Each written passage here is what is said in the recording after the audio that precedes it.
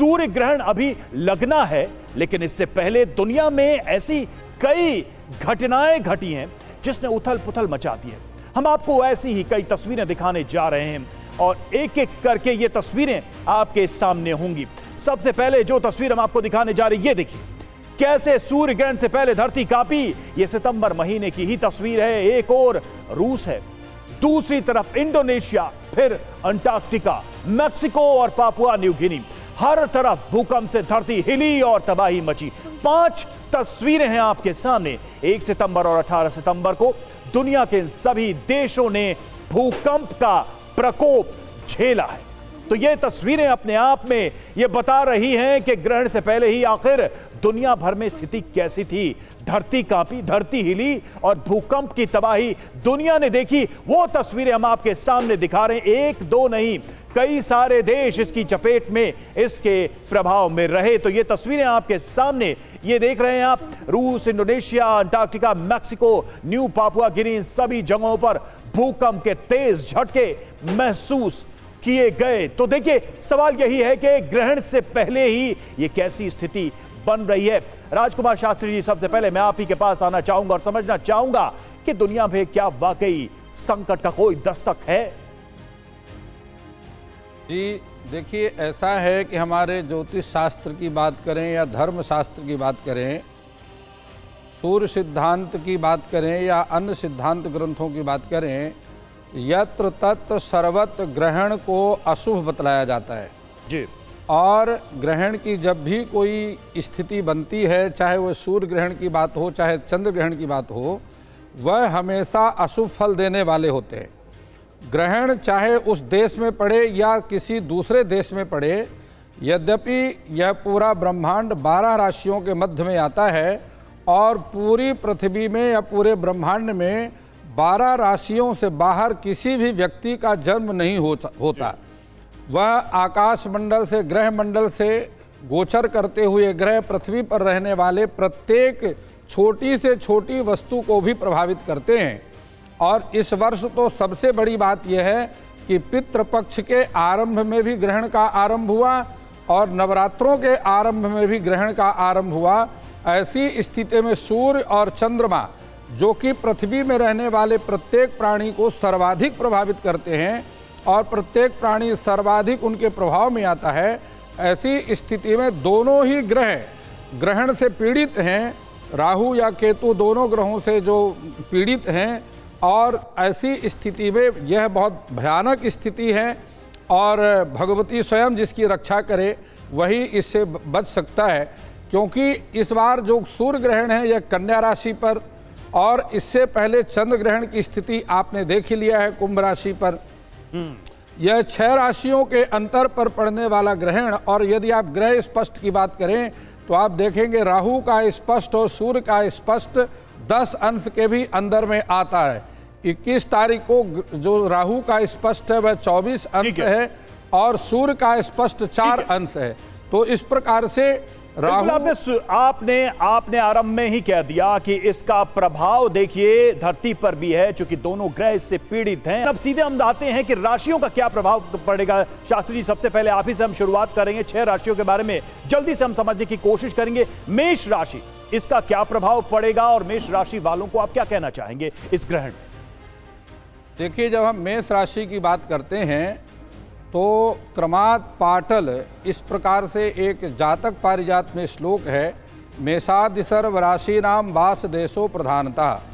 और उसमें संपूर्ण पृथ्वी में, संपूर्ण ब्रह्मांड में 12 राशियों का निवास स्थान बतलाया है। तो पहली बात तो मैं आपको ये बता दूं कि बहुत जो ज्योतिर्विद हैं प्रायः वो कह रहे हैं कि भारत में इसका प्रभाव नहीं है, लेकिन जहाँ तक मेरा गणित है, क्योंकि कन्या राशि पर पड़ने वाला जो ग्रहण है यह केरल क्षेत्र का प्रतिनिधित्व करता है। तो इसलिए यदि आप केरल से एक सूत्र लगा करके ऑस्ट्रेलिया और न्यूजीलैंड तक जाते हैं तो उसके लपेट में केरल क्षेत्र हमारे भारत का आता है। और ऐसी स्थिति में जो जैसे कोई लोहे की राड है और उसको लोहार उसको अपनी उसमें गर्म करता है, तो एक कोने को गर्म करता है, दूसरा कोना अपने आप गर्म हो जाता है। ठीक है। तो इस प्रकार से केरल क्षेत्र भी भारत का ग्रहण से प्रभावित होगा, सूर्य ग्रहण से। अब मेष राशि की जहां हम बात करते हैं मेष राशि के लिए किसी प्रकार परेशान होने की आवश्यकता नहीं है, क्योंकि यह रिपु और कर्ज का भाव है। ऐसी स्थिति में यदि आपके एक सलाह कोई जल्दी से मेष राशि वालों को, कारण शत्रु हैं वह आपके शत्रु समाप्त होंगे, और किसी प्रकार यदि आपके ऊपर पुराने कर्ज चल रहे हैं, यदि आपने लोन लिया हुआ है, वह भी आपका समाप्त हो जाएगा, अर्थात मेष राशि के लिए लाभकारी रहेगा। ठीक है राजकुमार जी, अगली राशि की तरफ बढ़ना होगा। देखिए हमारे पास समय की भी कमी, हम चाहते हैं कि एक एक मिनट में आप संक्षेप में इसको बताएं। नंदिता जी, वृष राशि को लेकर आप क्या दर्शकों को बताना चाहें? देखिए, वृषभ राशि वालों की बात करूं तो ग्रहण आपका असर करेगा आपके पंचम भाव में, और जब पंचम भाव में ग्रहण का असर होगा तो संतान पक्ष से संबंधित कष्ट हो सकते हैं। आपने प्रारब्ध में जो भी संचित अच्छे कर्म लेके आए हैं, शायद उसमें थोड़ा सा ग्रास लग जाए ग्रहण का, और जो मेहनत है वो आपको अधिक करनी पड़े। इंटरव्यू है, एग्ज़ाम्स कोई दे रहे हैं, विद्यार्थी वर्ग हैं, थोड़ा कठिन समय रहेगा, ध्यान नहीं लगेगा पढ़ाई लिखाई में, तो थोड़ा फोकस करने की आवश्यकता है, क्योंकि सकारात्मक उसका ओपिनियन अगर आप देखेंगे तो फोकस करिए, मेहनत करिए, आप जीवन में सफल होते जाएंगे। ग्रहण है तो असर दे ही रहा है, लेकिन और रोमांटिक लाइफ अगर आपकी है तो यहाँ पे भी थोड़ा सा आपसी मतभेद हो सकते हैं। अब करना क्या है इस ग्रहण से? अगर आपको बाहर निकलना है तो सबसे पहले आपने एक तो माता लक्ष्मी जी का पाठ करना है। ओम श्रीम श्रेय नमः, साधारण सा मंत्र है, इस मंत्र का आप जप करें और साथ में कन्याओं को दही चीनी एक भोग के रूप में खिलाएंगे, बहुत अच्छा रहेगा, और जो भी ग्रहण से संबंधित नकारात्मकता है वो आपकी हट जाएगी। ठीक है, अगली राशि अरविंद शुक्ला जी आप बताएं, मिथुन राशि के विषय। देखिए, मिथुन राशि के ग्रहण ये जो लग रहा है चतुर्थ हाउस में लग रहा है, और चतुर्थ हाउस को जो है लग्जरी हाउस कहा गया है। चतुर्थ हाउस विशेष करके जो होता है भूमि, भवन, वाहन, माता आदि का जो है विशेष उससे अध्ययन किया जाता है। तो शुरुआत के आप जो है लगभग 15 दिन तो मान के चलें, लेकिन 1-1.25 महीने तक कोई भूमि भवन का ना आप जो है क्रय करें, ना विक्रय करें, ना ही उसका निर्माण करें, तो आपके लिए ज़्यादा अच्छा रहेगा। उसके साथ साथ परिवार में थोड़ी सामंजस्य बना के रखें और अपने कर्म के प्रति समर्पित रहें, चूँकि सम सप्तम योग भी बन रहा है। चतुर्थ में जो आपका ग्रहण पड़ रहा है वहाँ से सूर्य ठीक सप्तम दृष्टि शनि के ऊपर दशम में डाल रहा है, और शनि की दृष्टि सूर्य के ऊपर आ रही, तो कर्म के क्षेत्र भी आपको अपने आप में समर्पित रखना है। कर्म बड़ी ईमानदारी के साथ आपको करना है। अब आपको करना क्या है? एक दंताय विद्महे वक्रतुंडाय धीमहि तन्नो दंति प्रचोदयात्। ग्रहण काल के टाइम पे इस मंत्र का जाप करें, और यदि ये मंत्र आपको बड़ा लगता है तो ओम गंग गणपतये नमः इस मंत्र का जाप करें। निश्चित रूप से आपके लिए यह ग्रहण अच्छा होगा। चलिए अगली राशि की तरफ बढ़ते हैं, कर्क राशि। मनीषा जी आप क्या कहना चाहेंगी कर्क राशि को लेकर? कैंसर यानी कर्क राशि चंद्रमा की राशि है, और इस दौरान हो सकता है कि कई लोगों को जो है वो कम्युनिकेशन गैप्स नजर आए। आपके बात कहने का ढंग, या फिर आप कोई ऑफेंडेड जो है वो फील कर सकता है। मिसअंडरस्टैंडिंग्स के इस दौरान जो है वो योग बनते हैं। कोई डॉक्यूमेंटेशन के गलत होने के लिए चांसेस नज़र आ रहे हैं। साथ ही साथ किसी डॉक्यूमेंटेशन को पूरा करने में समय जो है वो लग सकता है। ये समय जो है वो आपको पेशेंस सिखाएगा, और आपको पेशेंस जो है वो रखनी भी चाहिए। रिश्तों में तनाव ये लेकर आ सकता है। स्टूडेंट्स के लिए थोड़ा सा जो है वो फोकस करने वाला समय है। ग्रहण का समय जब भी आता है तो फोकस हमसे सबसे पहले ज़रूरी होता है, और इस ग्रहण के इफेक्ट्स को अगर आप कम करना चाहते हैं तो बहुत आसान सा उपाय है। दूध का दान जो है वो आप दे सकते हैं। साथ ही साथ किसी ज़रूरतमंद बच्चे की पढ़ने में अगर आप मदद कर सकें, या उन्हें स्टेशनरी या किताबें अगर दे सकें तो अति उत्तम रहेगा। ठीक है, तो उपाय भी आपने बताया इसके प्रभाव को कम करने के लिए। शास्त्री जी आपके पास आते हैं, अगली राशि है सिंह राशि। देखिए, सिंह राशि के ठीक द्वितीय भाव पर सूर्य ग्रहण लग रहा है, तो बुद्ध्या प्रबंधात्मज मंत्र विद्या विनय गर्भिस्थित नीति संस्था, इस प्रकार के जो लोग हैं अपनी बुद्धि के द्वारा, अपनी योग्यता के द्वारा धन को संग्रह करेंगे। बुद्ध्या प्रबंधात्मज, यदि आप नौकरी करते हैं तो आपकी नौकरी में प्रमोशन हो सकती है। आत्मविद्या, यदि आप विद्यार्थी हैं जी, बहुत अच्छे नंबर आप लेकर के आएंगे, बहुत अच्छा रिजल्ट आपको प्राप्त होगा परीक्षा का परिणाम। विनय गर्भस्थित नीति संस्था, यदि आप सिंह राशि की कन्या हैं, जातिका हैं और गर्भवती हैं तो गर्भ स्थिति नीति संस्था, बहुत सावधान रहने की आवश्यकता है। किसी भी स्थिति में आपको घर से बाहर निकलना नहीं चाहिए। ग्रहण के उपरांत आप हरी मूंग हरे वस्त्र में बांध करके किसी गणपति मंदिर में उसका दान करें, आपका कल्याण होगा। चलिए ठीक है, अगली राशि की तरफ बढ़ेंगे। नंदिता जी, कन्या राशि। देखिए, आपकी राशि में तो ऑलरेडी ग्रहण पड़ रहा है, और जो उत्तरा फागुनी नक्षत्र है, जैसे मैंने बोला सूर्य का नक्षत्र है, लेकिन यहाँ पे बुध आदित्य योग भी है और बुध अस्त है। तो कम्युनिकेशन से रिलेटेड प्रॉब्लम्स हो गई, लेखन कार्य से संबंधित है, मीडिया से संबंधित है, फैशन इंडस्ट्री से संबंधित है, या किसी भी एनालिटिकल सब्जेक्ट से संबंधित है, शेयर ट्रेडिंग आदि से संबंधित है। बहुत सावधान रहिए, क्योंकि आपको यहाँ पे एकदम से अचानक से कष्ट हो सकता है। क्रिएटिव वर्क्स में एक खलल पड़ता हुआ यहाँ पे दिखाई देता है। संयम से काम ले, क्योंकि मानसिक तनाव, क्योंकि आपके लग्न में पड़ रहा है ग्रहण, हो सकता है एक अंतर्द्वंद की स्थितियां यहाँ पे बनते हुए दिखाई देती हैं। कुछ ऐसे एकदम से उत्तेजना में डिसीजन आप ले सकते हैं जो आपके लिए नकारात्मक प्रभाव लेके आएंगे। करना क्या है आपने सबसे पहले तो 21 दुर्वा घास लेनी है और गणपति जी को आपने उनको चढ़ाना है। तो आप उनके पेट को रब करके वहाँ पे दुर्वा घास अगर चिपका सकते हैं तो बहुत अच्छा, नहीं तो उनके कान पे लगा दीजिए।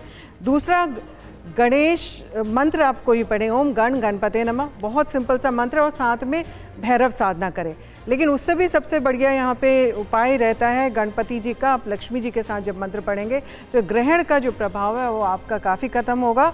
और ओम नमः भगवते वासुदेवाय, क्योंकि ग्रहण सूर्य के नक्षत्र में पड़ रहा है, विष्णु भगवान का जितना स्मरण करेंगे तो ग्रहण के प्रभाव को कम करने के भी उपाय आपने बताए। 6 राशियों के बारे में हमने आपसे समझा, आगे भी हम 6 राशियों के बारे में जानेंगे। सवाल यह है कि क्या पाकिस्तान पर भी ग्रहण लग गया है, क्योंकि यह ग्रहण कुछ अलग सा है। और देखिए किस तरीके से रात 10:59 पर सूर्य ग्रहण लगेगा, जो जानकारी हम आपको दे रहे हैं। और भारत पाकिस्तान के बीच जो मैच होना है उस वक्त निर्णायक मोड़ पे पहुंच चुका होगा।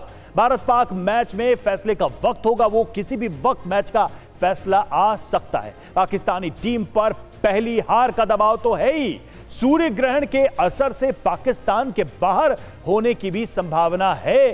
तो सवाल यही है कि क्या इसके नतीजे भी इन चीजों से प्रभावित होंगे। जो ऊर्जा होगी भारत के खिलाड़ियों की, पाकिस्तान के खिलाड़ियों की, उस पर क्या प्रभाव पड़ेगा। शास्त्री जी, आप क्या देख पा रहे हैं इसमें, क्योंकि दुनिया की तो निगाहें हैं ही, पहले से क्या माहौल है हम सभी जानते हैं। बहुत ही सुंदर प्रश्न किया है आपने। देखिए, पाकिस्तान की यदि हम नाम के, क्योंकि एक होता है जन्म नाम और एक होता है प्रसिद्ध नाम। प्रसिद्ध नाम की स्थिति से, और उसका जन्म नाम भी पाकिस्तान है और प्रसिद्ध नाम भी, दोनों ही नाम पाकिस्तान है।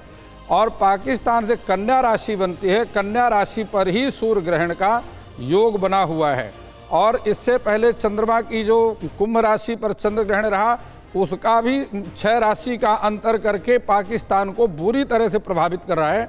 मैं खिलाड़ियों की बात तो मैं चाहता हूं कि सभी खिलाड़ी सुरक्षित रहें, लेकिन पाकिस्तान की जो मिलिट्री है उस पर बहुत बड़ी आपदा आ सकती है। और पाकिस्तान के सेना अध्यक्ष का कुछ भी हो सकता है, भगवान उनकी रक्षा करे।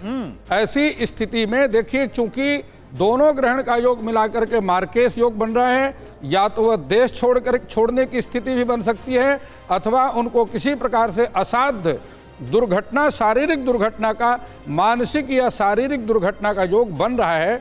इसलिए उनको बहुत सावधान रहने की आवश्यकता, अपने स्वास्थ्य का ध्यान रखना चाहिए। यानी मुनीर के मन में हलचल पैदा कर सकती है ये बातें, अगर वो आपको सुन रहे होंगे इस वक्त। नंदिता जी, आप कैसे देखती हैं, क्या शास्त्री जी की बातों में दम नजर आता है? और सवाल ये भी है कि पाकिस्तान की जो टीम है, जो ये मैच होने वाला है, उस पर क्या प्रभाव पड़ेगा, क्योंकि टाइमिंग हम थोड़ी देर पहले बता रहे थे, एग्जैक्टली वही समय है जब इस मैच का निर्णय आने वाला होगा। देखिए, पाकिस्तान की जहाँ तक बात है, ईयर एंडर के आप ही के शो में मैंने बोला था कि इस वर्ष पाकिस्तान को एक्सटर्नल सपोर्ट बहुत मिलेगा और कुछ ना कुछ ऐसा होगा कि जिससे उनकी स्थिति बेहतर होती जाएगी, और वैसे ही कुछ हुआ भी। लेकिन अभी जैसे शास्त्री जी ने बोला कि पाकिस्तान में मुनीर साहब की अगर हम बात करें, तो उनके नाम राशि से अगर मैं देखूं सेकंड हाउस में ग्रहण की स्थिति बनती है, तो उनकी वाक्पटुता में प्रश्न चिन्ह लग सकता है। कहीं पे कुछ बोलना चाह रहे हैं, समझ दूसरे लोग कुछ और रहे हैं, उस तरह की स्थितियां रहेंगी। कुछ इकोनॉमी को लेकर के कष्ट हो सकता है। बट सबसे इम्पॉर्टेंट, जिसका मुझे लगता है कि सभी भारतीय भी इंतज़ार करते हैं, भारत पाक मैच की स्थिति क्या रहेगी, जो आप पूछ रहे थे। आप देखिए कि दोनों में ही जो कैप्टन है, दोनों की ही राशि एक ही है, और दोनों की राशि एक होने की वजह से थोड़ा सा असमंजस की स्थितियां दोनों में रहेंगी।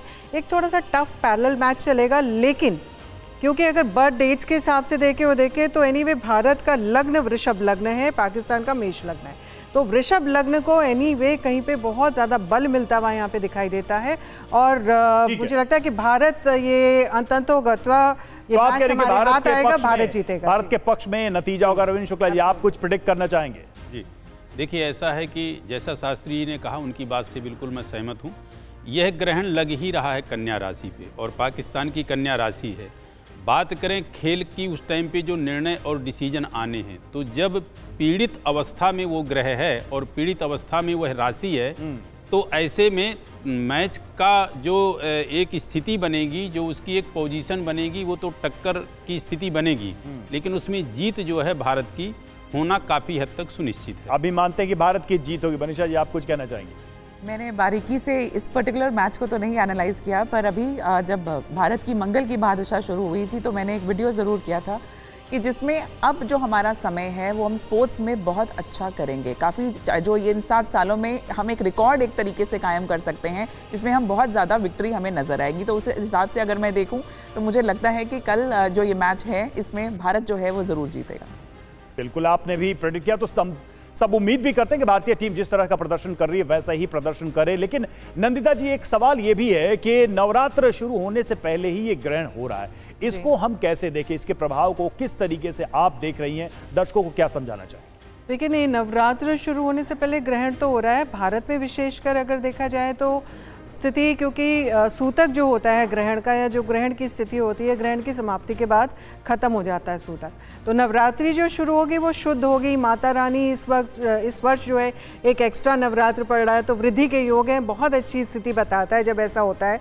तो आप बिल्कुल बिंदास होकर के माँ का पूजन करिए। हाथी पे सवार होकर माँ आ रही हैं, यानी कि बहुत कुछ अच्छी संभावनाएं लेके आ रही हैं, धन धान्य की वृद्धि लेकर के आ रही है।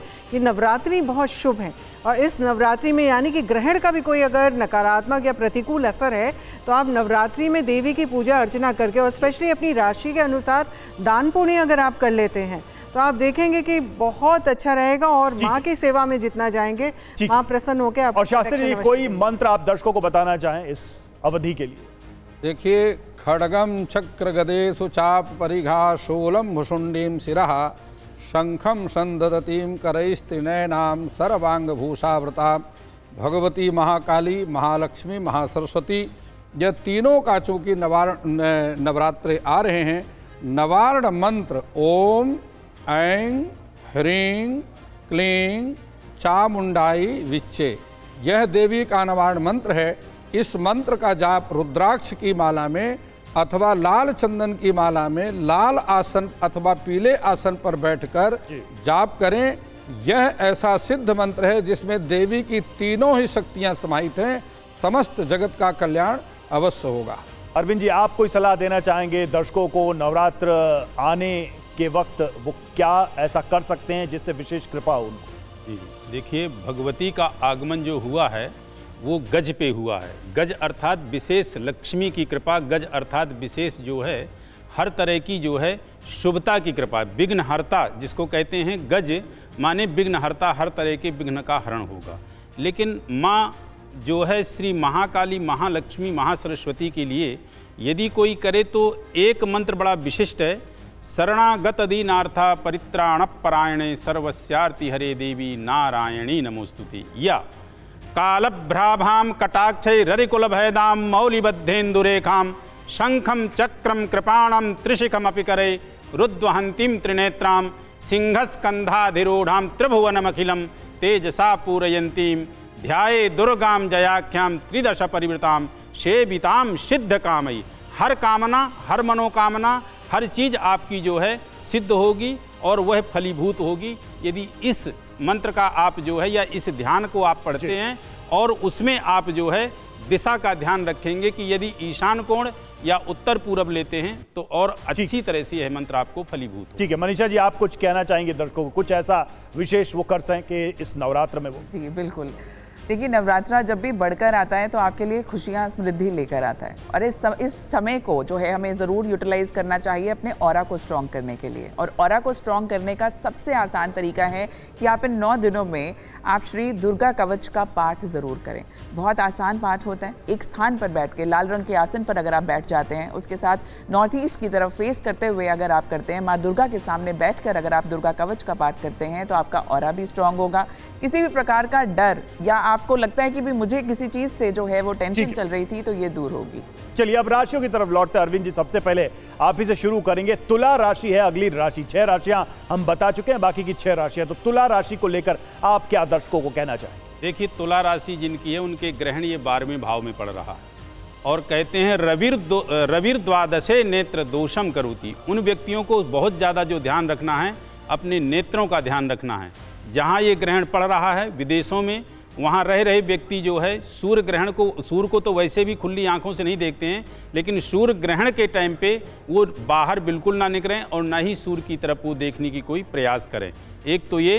दूसरा, आपको सूर्य का उपाय जो सर्वोत्तम करना है, तांबे के पात्र में गुलाब का फूल और गंगा जल डाल के, और यह आप जो है सूर्य मंत्र के द्वारा अर्घ्य देंगे। कब? जब सूर्य का मोक्ष काल हो जाएगा और जिस टाइम पे ग्रहण चल रहा है उस टाइम पे हो सके तो आप सूर्य के इस मंत्र का ओम घृंग घृणी सूर्याय नमः या आ कृष्णे नाराजसा वर्तमानो निवेशायन नमृतम मर्त्यंचा हिरण्यये न सविता रथे न देवो जाति भुवना निपस्यन्ना, इस मंत्र का जाप करें। लेकिन इसके साथ साथ आदित्य हृदय स्तोत्र का पाठ जरूर करें, क्योंकि आपकी यदि चक्षु सुरक्षित है तो समझ लीजिए कि एक आपकी इंद्री जो है परिपूर्ण है। मनीषा जी, अगली राशि है वृश्चिक। तो वृश्चिक राशि वालों के लिए आपकी सलाह क्या है? स्कॉर्पियो यानी वृश्चिक वालों को थोड़ा सा अपनी एक्सपेक्टेशन लेवल पर काम करने की ज़रूरत है। भले वो प्रॉफिट्स हों, अपने रिश्ते हों, अपने सोशल सर्कल से एक्सपेक्टेशंस हैं, अपने जॉब में एक्सपेक्टेशंस हैं, इस समय थोड़ी सी अपनी एक्सपेक्टेशंस को कम करने की ज़रूरत है और उसके साथ साथ अपने रिलेशनशिप्स पर काम करना है। खासकर ये समय जो है वो आपके सोशल रिलेशनशिप्स में कहीं ना कहीं मिसअंडरस्टैंडिंग्स लेकर आ सकता है।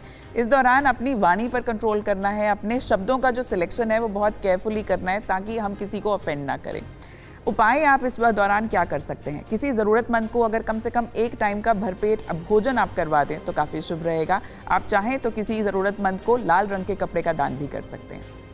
चलिए अगली राशि का हाल भी देखें, समझे। धनु राशि। शास्त्री जी, धनु राशि वालों के लिए आपकी क्या सलाह है? क्या करें, क्या ना करें?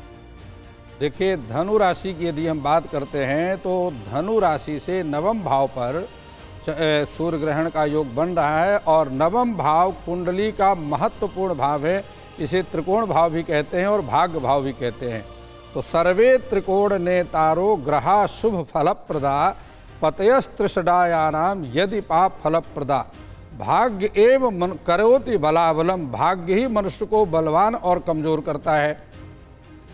भाग्य भाव पर बैठा हुआ सूर्य चूंकि ग्रहों का राजा है, यद्यपि वह राहु इत्यादि पापक ग्रहों से पीड़ित है, तथापि यदि आपके पुराने रुके हुए कार्य हैं उनके पूर्ण होने की संभावना बन रही है। यदि आप समुद्र पार यात्रा करना चाहते हैं, थोड़े दिन अभी आपको उसको टाल देना चाहिए। कोई बड़े कार्य में आपको इन्वेस्टमेंट नहीं करना चाहिए। यदि आप विद्यार्थी हैं तो परिश्रम आपको और अधिक, जितना आप परिश्रम कर रहे हैं पढ़ाई के लिए, उससे और अधिक करने की आवश्यकता है। अब ऐसी स्थिति में यदि आप विद्यार्थी हैं तो देवी सरस्वती का मंत्र है ओम ऐं नमः। इस एकाक्षरी मंत्र का जाप करें।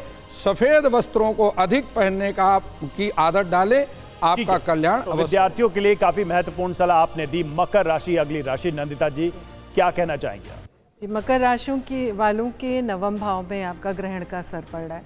अब नवम भाव में ग्रहण का असर पड़ रहा है तो पिता के साथ बना के रहिए, क्योंकि पिता का आशीर्वाद बहुत ज़रूरी होता है, क्योंकि सूर्य भी पिता के कारक होते हैं। आपके जो पितृ हैं, इस समय कल सर्वपितृ अमावस्या भी है, तो आप पितरों के निमित्त दान पुण्य अवश्य करिए। तो आप देखेंगे जीवन में जो भी एक मेहनत ज़्यादा लग रही है, कार्य पूर्ण नहीं हो पा रहे, भाग्य साथ नहीं दे रहा, ये सारी चीज़ें आपकी समाप्त होने लगेगी। एक पॉजिटिव एनर्जी से आप गिरना शुरू हो जाएंगे। जो भी यात्राएं हैं उन यात्राओं को इस समय थोड़ा सा 15 दिन एटलीस्ट टाल दें तो बेहतर रहेगा। आपने करना क्या है? एक तो सूर्य मंत्र पढ़ें, ओम जपा कुसुम संकाशम काश्यपेयम महादुतिम ध्वांतारी सर्पावधनम प्राणतो अस्मि दिवाकरम। इस मंत्र का जप आपके लिए बहुत ब्यूटीफुल मैनिफेस्टेशंस लेकर आएगा। दूसरा आपने क्या करना है, क्योंकि ग्रहण पड़ रहा है उत्तरा फागुनी नक्षत्र में, उसके स्वामी होते हैं आर्यमन। आप आर्यमन की पूजा करिए। जो आदित्य हैं, 12 आदित्य, उनमें से एक आर्यमन है। आप उनकी पूजा करें। और नंदी जो होते हैं शिव जी के पास, आप नंदी के कान में जाके, पहले तो शिव जी को जैसे आपने शिवालय में जाके दूध आदि चढ़ाया, नंदी के कान में जाके अपनी विशेष जरूर फुसफुसाएं, ठीक है, और उनसे आशीर्वाद मांगे। बहुत सिंपल रेमेडी है, बहुत पावरफुल मैनिफेस्टेशन है। जो भी है आपका नेगेटिव प्रभाव है सब खत्म हो जाएगा और ग्रहण का जो पॉजिटिव इम्पैक्ट है वो आपको मिलेगा, सकारात्मक प्रभाव पड़ेगा अगर ये उपाय करते हैं। और बेन जी, अब कुंभ राशि है, अगली राशि क्या कहना चाहेंगे? देखिए, कुंभ राशि वालों की जो ग्रहण पड़ रहा है वो अष्टम हाउस में पड़ रहा है, और अष्टम हाउस जो होता है वो है रोग और अत्यधिक जो है, जिसको कहा जाए कि मार्केश का मेन स्थान अष्टम होता है, मृत्यु का होता है। तो खास करके जो कुंभ राशि वाले हैं वो अपने स्वास्थ्य को लेके बहुत ही सचेत और सावधान रहेंगे। इस ग्रहण काल में यदि हो सके तो आप महामृत्युंजय मंत्र का जाप करें, और मान लीजिए महामृत्युंजय मंत्र आपसे नहीं हो पाता है तो आप जो है किसी भी छोटे मंत्र का, भगवान शिव के अन्य कोई मंत्र का, या फिर हो सके तो उस टाइम पे आप ग्रहण बेशक जो है क्या नाम से सूर्य पे है, लेकिन उस टाइम पे आप चाहो तो शनि मंत्र का भी जाप कर सकते हो, जैसे शन्नो देवी रविष्टया आपो भवन्तु पीतये संजो रविश्रवन्तुना। क्यों कह रहा हूँ? क्योंकि आपकी राशि पे 7.5 भी है और ग्रहण भी आपके अष्टम हाउस में लग रहा है, इसलिए आपको जो है अत्यधिक अपने स्वास्थ्य को लेकर के कामना करनी है। स्वास्थ्य के प्रति, और स्वास्थ्य के लिए यदि आपको कोई जीवन दान दे सकता है तो शिव के सिवाय और कोई नहीं। स्वास्थ्य के प्रति सजग रहना है और भगवान शिव के मंत्र का जाप करना है। और अब मीन राशि की बारी है, मनीषा जी। स्पाइसेस यानी मीन राशि के लिए ये ग्रहण जो है वो सप्तम स्थान पर लग रहा है, इसलिए आपको अपने पार्टनरशिप, अपने कॉन्ट्रैक्ट्स, इनकी तरफ खास अटेंशन देने की ज़रूरत है। इवन आपकी मैरिटल ज़िंदगी की ओर अब आपको क्वालिटी टाइम एक दूसरे के साथ स्पेंड करना चाहिए ताकि रिश्तों में तनाव जो है वो कम हो सके। रिटेलर्स के लिए या शॉपकीपर्स के लिए ये समा थोड़ा सा चैलेंजिंग होगा, इसलिए नई स्ट्रैटेजीज़ पर आपको काम करना पड़ सकता है। इन सारे इफ़ेक्ट्स को मिनिमाइज़ करने के लिए 2 आसान से उपाय आप कर सकते हैं। एक तो रोज़ाना माथे पर केसर का तिलक लगाना शुरू करें, और दूसरा किसी ज़रूरतमंद को अगर आप केसर की दाल चने की दाल, केसर और हल्दी अगर दे सकें तो काफ़ी शुभ रहेगा। सूर्य ग्रहण ये क्यों खास है ये भी आपको बता दें। देखिए, साल 2025 का अंतिम सूर्य ग्रहण है ये, और 21 सितंबर 2025 की रात सूर्य ग्रहण लगेगा। रात 10:59 से सुबह 3:23 तक ये सूर्य ग्रहण लगेगा, और सूर्य ग्रहण का कुल समय 4 घंटे 24 मिनट रहेगा। सूर्य ग्रहण भारत में नहीं दिखाई देगा, ये हम आपको इंपॉर्टेंट बात बता रहे हैं, ये भारत में तो नहीं दिखाई देगा। भारत में सूर्य ग्रहण का सूतक भी नहीं लगेगा, ये आंशिक सूर्य ग्रहण होगा। ये सूर्य ग्रहण कन्या राशि में लग रहा है, जैसा कि हमारे मेहमान भी लगातार आपको बता रहे हैं, और न्यूजीलैंड, फिजी, ऑस्ट्रेलिया में ये दिखाई देगा। दक्षिणी प्रशांत महासागर और अंटार्कटिका में भी ये दिखेगा, लेकिन जैसा हमने आपको बताया कि भारत में ये नजर नहीं आएगा। ग्रहण भले ही भारत में नहीं नजर आ रहा है, लेकिन सूर्य को तो लग रहा है, और सूर्य आपके लिए, मेरे लिए, हम सबकी कुंडली में विराजमान है। इनफैक्ट सन को जो है वो सोर्स ऑफ लाइफ कहा जाता है। इससे डरने की बजाय इसे एक खगोलीय घटना ही है, लेकिन एक इसे अपॉर्चुनिटी की तरह लें जहां हम फोकस कर सकते हैं, मेडिटेट कर सकते हैं। तो जितना करेंगे उतना लाभ मिलेगा। Ordinary day with extra ordinary powers. ठीक है, चलिए, बहुत बहुत शुक्रिया आप सभी का विस्तार से ग्रहण के प्रभाव और उसके वैश्विक असर को बताने के लिए, हमारे जो दर्शक देख रहे हैं उनकी राशियों के हिसाब से उनको सलाह देने के लिए। आप सबका बहुत बहुत धन्यवाद इस चर्चा में शामिल होने के लिए।